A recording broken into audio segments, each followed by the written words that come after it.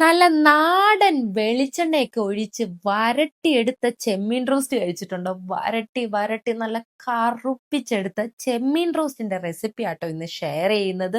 ഇതുണ്ടാക്കാനായിട്ട് മിക്സിയുടെ ജാറിൽ ചെറിയുള്ളി, ഇഞ്ചി, തക്കാളി, പുളി, കറിവേപ്പില, മഞ്ഞൾപ്പൊടി, മുളക് പൊടി, ഉപ്പ് ഇത്രയും ചേർത്തൊന്ന് അരച്ചെടുക്കണം. അതിനുശേഷം കുരുമുളകും പെരിഞ്ചീരകവും കൂട്ടി ഒന്നും കൂടി അങ്ങോട്ട് അരച്ചെടുക്കണം. ഇനി ഇതങ്ങോട്ട് ചെമ്മീന്റെ മേലെ അങ്ങോട്ട് തേച്ച് പിടിപ്പിച്ചു കൊടുക്കണം കേട്ടോ. വെള്ളം ഒരു തുള്ളി പോലും ചേർക്കരുത്. അതിനുശേഷം വെളിച്ചെണ്ണ ഒഴിച്ച് ഫ്ലെയിം ഓൺ ആക്കി അങ്ങോട്ട് ഹൈ ഫ്ലെയിമിലിട്ട് വരട്ടിയെടുക്കണം. ചെമ്മീനിന്ന് ഇങ്ങനെ വെള്ളമൊക്കെ വരും, അതൊക്കെ വറ്റിച്ചെടുത്ത് നല്ല പോലെ അങ്ങോട്ട് വരട്ടി വരട്ടി കുറച്ച് ക്ഷമയോടെ നിക്കണം കേട്ടോ.